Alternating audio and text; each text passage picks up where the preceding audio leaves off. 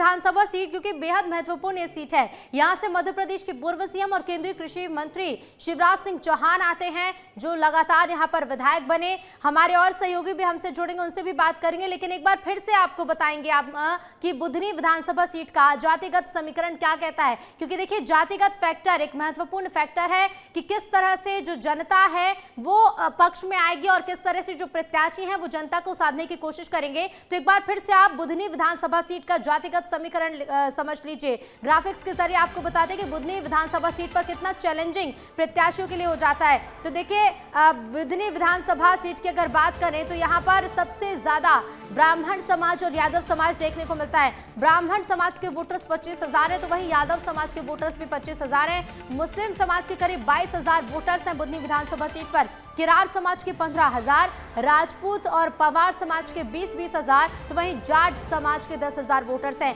आदिवासी voters भी यहाँ पर बड़ी संख्या में करीब 65,000 वोटर्स हैं, तो वहीं अनुसूचित जाति की 40,000 और अन्य 50,000 के हैं। इसके साथ ही बुधनी विधानसभा सीट के साथ एक बार फिर जान लीजिए कि आखिर विजयपुर विधानसभा सीट का सियासी गणित क्या कहता है, जातिगत समीकरण यहाँ का क्या कहता है। तो विजयपुर की अगर बात करें तो सबसे ज्यादा यहाँ पर आदिवासी वोटर्स हैं। कहा जाता है कि आदिवासी बाहुल्य सीट है विजयपुर विधानसभा सीट और 60,000 वोटर्स यहाँ पर जो चुनावी मैदान में प्रत्याशी उतरे हैं उनकी किस्मत का फैसला करेंगे। जाटव समाज के वोटर्स भी बड़ी संख्या में है, 35,000 करीब यहाँ पर जाटव समाज के वोटर्स हैं। माली कुशवाहा समाज के करीब 30,000 मतदाता हैं, तो वहीं ब्राह्मण, गुर्जर और अन्य 65,000 मतदाता हैं जिनके पास आज मौका है कि अपना प्रत्याशी चुनिए। और चलिए एक बार फिर से हमारे साथ अनिल गौर जुड़ गए हैं विजयपुर से। अनिल, तस्वीरें लगातार आप पहुंचाते रहिएगा क्योंकि अब ये तस्वीरें देखना और भी खास हो जाता है। कुछ ही मिनट बचे हैं, मतदान शुरू होने वाला है।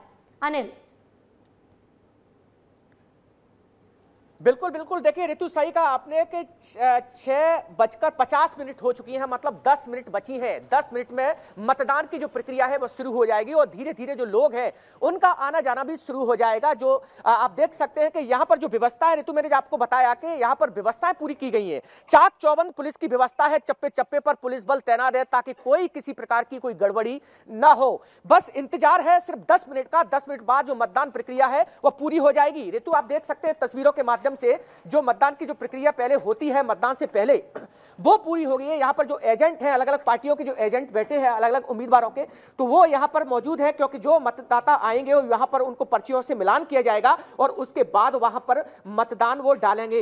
तो जिस तरीके से जो तैयारियां हैं, तैयारियां लगभग पूरी हो चुकी हैं ऋतु। बस 10 मिनट का इंतजार है। 10 मिनट के बाद यहाँ पर जो मतदाता है उनकी आने की प्रक्रिया शुरू हो जाएगी और यही वजह है कि यहाँ पर जो लोकतंत्र का महापर्व है आज उसमें भागीदारी के लिए विस्तार न्यूज भी अपील करता है कि ज्यादा से ज्यादा लोग यहां पर निकले और अपने मताधिकार का प्रयोग करें, क्योंकि ये आज का जो दिन है वो विजयपुर जनता और विजयपुर के भविष्य का फैसला करेगी। और यही वजह है कि यहां पर आज विजयपुर के विकास का भी भविष्य का फैसला है। यही कारण है कि विस्तार न्यूज उन मतदाताओं से भी अपील करता है कि जल्दी से जल्दी घर से निकले और अपने मतदान का प्रयोग करें। ऋतु बिल्कुल बिल्कुल अनिल, क्योंकि देखिए 15 मिनट से भी कम का समय बचा और ऐसे में मतदाताओं का समय बच चुका है कि घर से निकल जाइए, क्योंकि मतदान केंद्रों पर आप जब तक पहुंचेंगे तब तक 7 बज जाएंगे और फिर वोट करिए। लेकिन अनिल देखिए, हम देखते हैं कि चुनावी दौर में और उपचुनाव में खासकर बयानबाजी का दौर भी देखने को मिलता है और जो नेताओं के बयान हैं कहीं ना कहीं वो भी एक फैक्टर साबित होते हैं कि बयान जनता के बीच किस तरह से पहुंचा है और वो उस बयान का असर चुनाव में कितना दिखाई देगा। विजयपुर उपचुनाव के अगर चुनावी शोर की हम बात करें यानी कि प्रचार प्रसार की, तो इस बार के चुनावी प्रचार में किस तरह के बयान थे जो हवा में गूंजते हुए नजर आए? बिल्कुल, देखिए ऋतु सही कहा, क्योंकि जिस तरीके से कहा जाता है कि जो विजयपुर विधानसभा का जो प्रचार प्रसार हुआ था उसमें दोनों ही पार्टियों ने पूरी दम लगा दी थी। कांग्रेस की तरफ से मध्य प्रदेश के मुख्यमंत्री डॉक्टर मोहन यादव, प्रदेश अध्यक्ष बीडी शर्मा, यहाँ पर जो प्रभारी मंत्री है राकेश शुक्ला, इसके अलावा एदल सिंह कंसाना, तमाम ऐसे मंत्री, खुद विधानसभा अध्यक्ष नरेंद्र सिंह तोमर जो उनका गढ़ कहा जाता है ग्वालियर और श्योपुर जिला, वो भी यहाँ पर प्रचार प्रसार करते हुए नजर आए। इसके साथ ही अगर कांग्रेस की बात करें तो कांग्रेस से तमाम जैसे जीतू पटवारी हो, सचिन पायलट हो, नेता प्रतिपक्ष उमन सिंगार हो, तमाम कांग्रेस के जो नेता हैं वो यहाँ पर डेरा डाले हुए थे।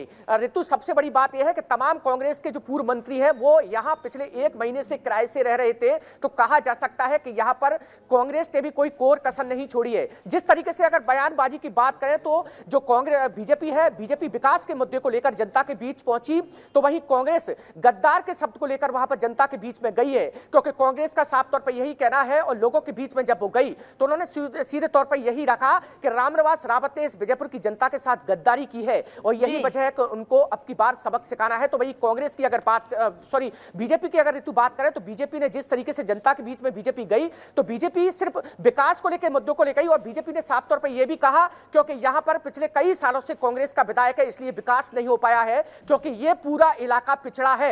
यही वजह है कि अब की बार जिस तरीके से जो रामनिवास रावत है उन्होंने कांग्रेस को छोड़कर जो बीजेपी का दामन छाड़ा है, और इसका सबसे बड़ा कारण यही है कि अब की बार जो रामनिवास रावत है बीजेपी की तरफ से जब वो विधायक बनेंगे तो यहां पर विकास की संभावनाएं अधिक बढ़ जाएंगी, ऐसा बीजेपी के कहना है। तो कहीं ना कहीं दोनों ही जिस तरीके से जो पार्टी ने बयानबाजी की है वो काफी दिलचस्प रही है। और यही वजह है कि जब दिलचस्प मुकाबला इसीलिए भी है क्योंकि यहाँ पर जनता को समझना भी बेहद जरूरी है। लेकिन ये जो दोनों ही प्रत्याशी हैं, दोनों ही प्रत्याशियों का सियासी सफर भी काफी दिलचस्प रहा है। पहले कोई और दल और अब मौजूदा दल जिससे चुनाव लड़ रहा है, वैसे में जनता दल पर भरोसा जताएगी या फिर प्रत्याशी के चेहरे पर? अनिल, ये भी देखना बेहद दिलचस्प होगा। फिलहाल शुक्रिया अनिल आपका तस्वीरें पहुंचाने के लिए।